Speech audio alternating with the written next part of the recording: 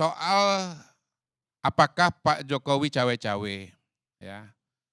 Saya menilai bahwa sebetulnya pertama tentu ya, Pak Prabowo itu sebagai presiden punya hak prerogatif dan pada titik itu kita harus mengatakan bahwa semua asumsi-asumsi mengenai campur tangan dan seterusnya itu harus berhenti.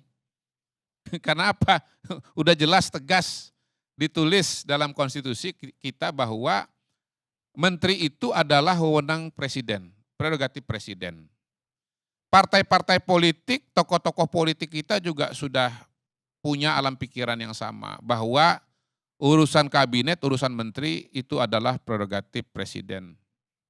Nah yang kedua, kalau dikatakan bahwa banyaknya menteri, ya, banyaknya menteri Pak Jokowi yang masuk ke dalam line up yang disusun oleh Pak Prabowo sebagai sebuah bentuk cawe-cawe Pak Jokowi, menurut saya itu kejauhan, ya.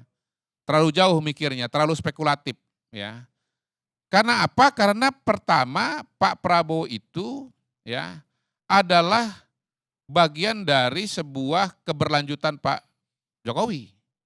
Jadi nggak usah disuruh pun pasti Pak Prabowo akan punya kecenderungan untuk meneruskan program-program kerjanya dan tim kerja yang selama ini membantu Pak Jokowi. Justru itulah bukti keberlanjutan itu.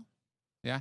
Yang aneh kalau kemudian misalnya presiden terpilih Anies Baswedan, lalu dia membawa 16 menteri Pak Jokowi. Nah itu aneh. Ya.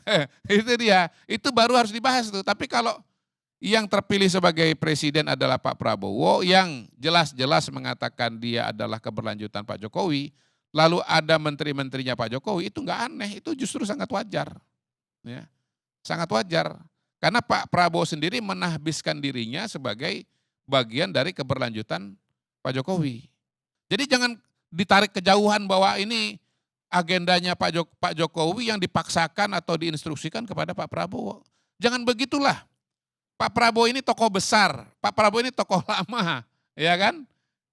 Beliau itu jenderal, beliau itu pendidikannya di luar negeri, ya. Beliau itu sudah mendirikan partai 2008, berkali-kali ikut pilpres, ya, ketua umum partai besar, ya. Enggak boleh kita itu seperti mendepresiasi atau mendiskon Pak Prabowo seolah-olah apa yang beliau kerjakan itu adalah produk atau dikte dari orang lain. Menurut saya itu agak keterlaluan itu, Bang, agak keterlaluan, ya. Nah, yang terakhir barangkali kalau misalnya Pak Prabowo itu mengajak menteri-menteri, ya, seperti Sri Mulyani, kemudian siapa lagi, Pak Budi Gunadi Sadikin, ya. Kemudian ngajak siapa lagi, Pak Erlangga Hartarto dan seterusnya. Rasanya wajar. Kenapa? Karena beliau adalah bagian dari kabinet Pak Jokowi bersama dengan teman-temannya itu gitu. Jadi itu ibaratnya sama dengan ngajak teman-teman aja itu, Bang. Gitu. Kalau kita kan sering lihat tuh ya di akademi militer misalnya. Satu angkatan, lalu kemudian ketika dia naik pangkat, menduduki jabatan tertentu, lalu ada teman-teman dari angkatannya yang berada di sekitarnya. Saya kira itu mekanisme yang alami saja. Orang mengambil keputusan itu mengenai siapa orang yang dia ajak atau dia rekrut, seringkali sesederhana bahwa yang dia kenal memang itu. Kan dia nggak mungkin ngajak orang yang dia nggak kenal. Ya apalagi kalau kita tambahkan bahwa orang-orang itu misalnya sudah punya ide, punya gagasan, eksekusi yang bagus. Misalnya Pak Budi Gunadi Sadikin, selama 2 tahun era COVID memvaksin 200 juta orang dengan jumlah vaksin 400 dosis misalnya. Pekerjaan luar biasa. Artinya apa? Pak Budi Gunadi ini sebagai Menteri Kesehatan punya kemampuan manajer yang baik. Kemudian melakukan transformasi dalam dunia kesehatan menuju kepada pencegahan, ya kan?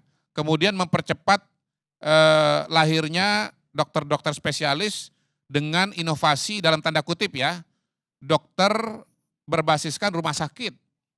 Saya sebut tanda kutip karena sebetulnya ini sudah dipraktekkan di negara-negara lain. Tapi walaupun tahunan dipraktekkan di negara lain, tidak diterapkan di Indonesia gitu, Bang. Nah transformasi ini sedang berjalan. dan harus dituntaskan. Maka orang yang tepat adalah ya kembali menunjuk Pak Budi Gunadi Sadikin gitu Baik. Bang. Jadi intinya adalah bahwa Pak Prabowo mengajak menteri-menteri yang 15 atau 16 itu barangkali sesederhana bahwa dia kenal dengan mereka, dia menganggap mereka itu kompeten, dan karena itulah kemudian ya diajak masuk kabinet. Yang tidak akan terjadi kalau misalnya ya presiden terpilih itu bukan anggota kabinet. Gitu Bang. Jadi jangan terlalu jauh mengambil suatu kesimpulan yang sebetulnya penjelasannya sangat-sangat sederhana. Terima kasih.